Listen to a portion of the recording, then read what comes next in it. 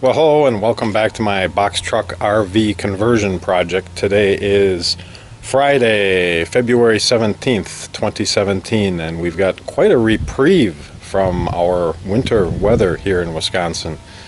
It's supposed to hit 60 today, which is unheard of around here, so I'm taking advantage of the nice weather and I'm addressing a leak I had in the roof. Early on I noticed a leak in the upper front passenger side corner, and wasn't a big leak, but there was some snow melting on top and there was moisture coming in, so it was a leak. So I got to take care of it because I don't want to build this thing out and have all my work ruined with leaks in the roof. So come on around here, I'll show you what I got. This seems to be the stuff that everybody uses for roof sealing. It's called Eternabond tape, and I picked up a 50-foot roll of 4-inch tape. I also picked up some cleaner here, and I picked up a 2-inch pressure roller that I plan to use to seal it down. So this morning I actually got out garden hoses and got out the ladder, and like I said, it was warm enough for me to get up here, and I used a little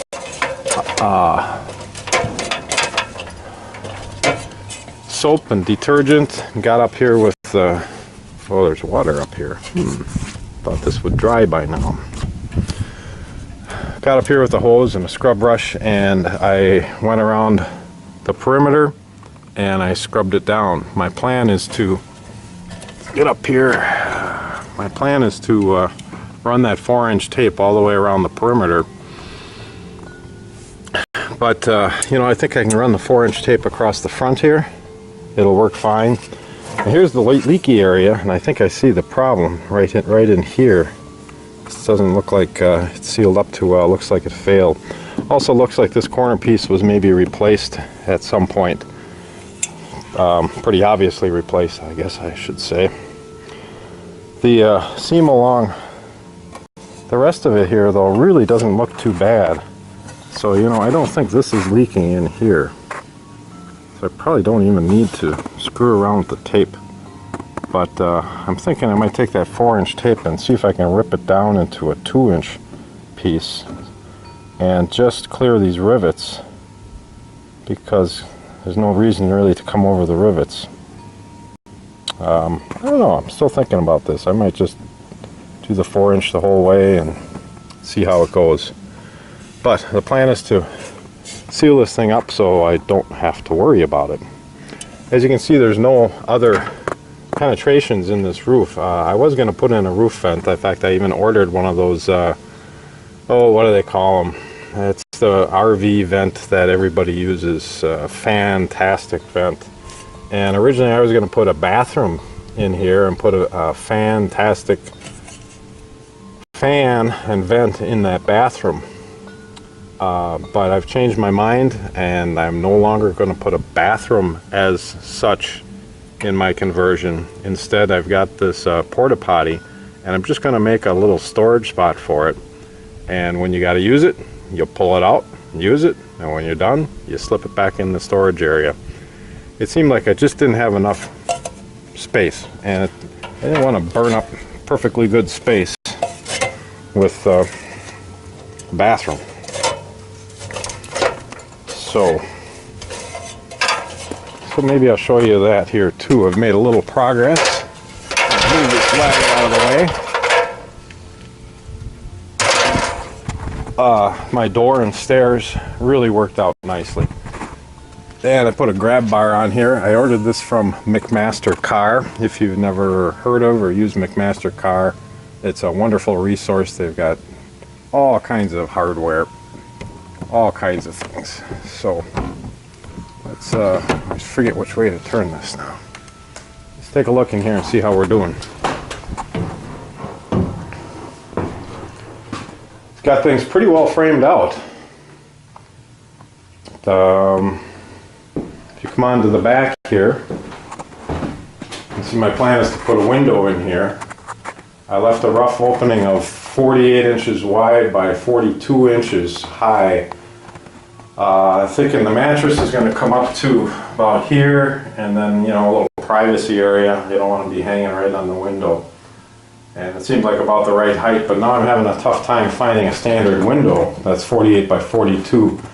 They all seem to come 48 by 48 or 48 by 36. So I think either I'm going to have to raise this up or drop this down.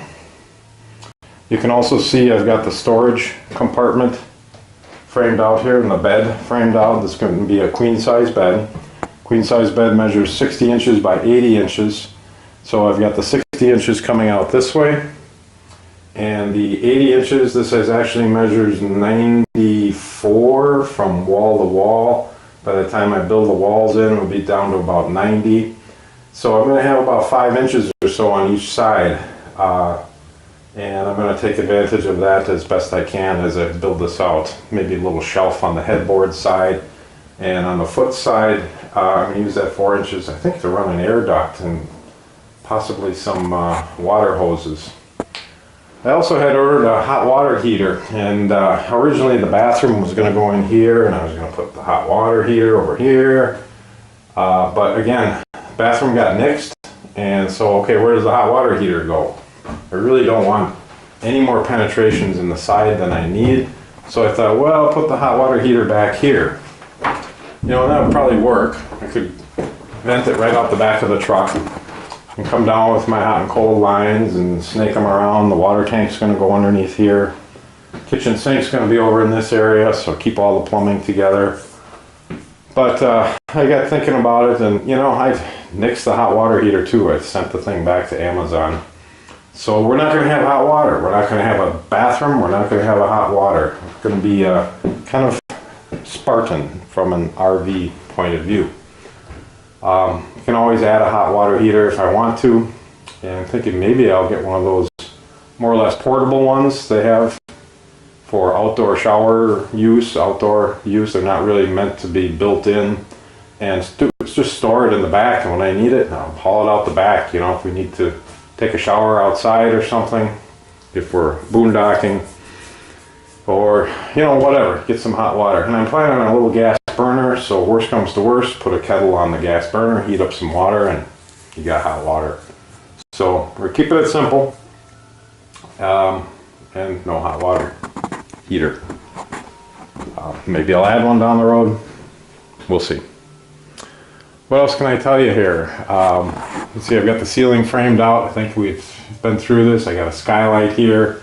I put a light fixture here, I think, and a smaller skylight here, and then another bigger skylight right over the bed. I think you've seen most everything else here. We got the furnace. It's not going here, obviously. It's just sitting here right now. This is a Sanborn Suburban 20,000 BTU furnace. And the plan is to put that right about where that charger, that Makita charger is sitting. And we're going to vent it right out the side here. I also plan on putting a door down here, an access door for LP gas locker. And I'm going to put a door on this side, access door. And my plan is to put the electrical panel, the inverter, the battery charger, fuse blocks, etc. on a panel that's accessible from the outside of the RV, just because I don't know where else to put it. And the batteries are going to go back here. I'm not sure if they'll go in the storage locker area, accessible through the back door from the bottom, or from the heated underbed storage area right in here. But the batteries are going to go back here somewhere along with the electrical. That's the plan at this time. Until it changes, we'll talk to you next time.